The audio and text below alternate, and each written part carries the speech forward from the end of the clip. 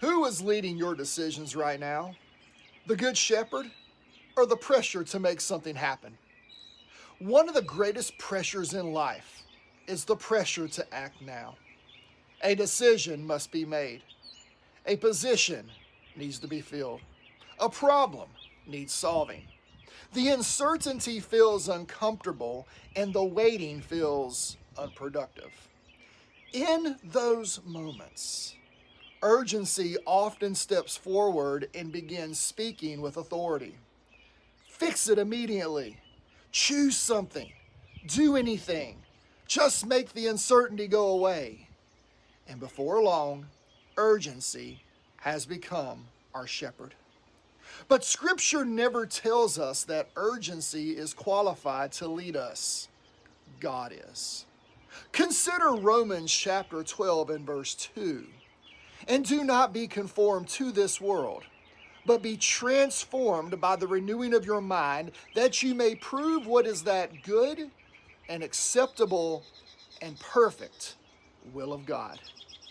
In this passage, Paul teaches that discerning God's will comes through a renewed mind, not a rushed spirit.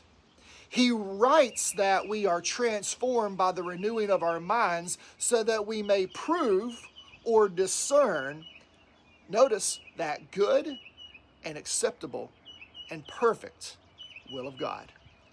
These three words describe the character of God's will. The word good, it means beneficial, wholesome, and life-giving. God's will is never harmful to his children. The word acceptable means pleasing to God. God's will is not merely what makes us comfortable, it is what delights him.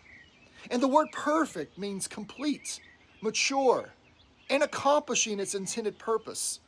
It carries the idea of something brought to its fullness. Paul is not describing three levels of God's will. He is describing one will that it is good in its nature, pleasing to God, and complete in its purpose. The problem is that urgency asks different questions than faith. Urgency asks, how soon can this be fixed? Wisdom asks, is this good? Is this pleasing to God? Is this moving toward God's purpose? Those questions cannot always be answered in a hurry.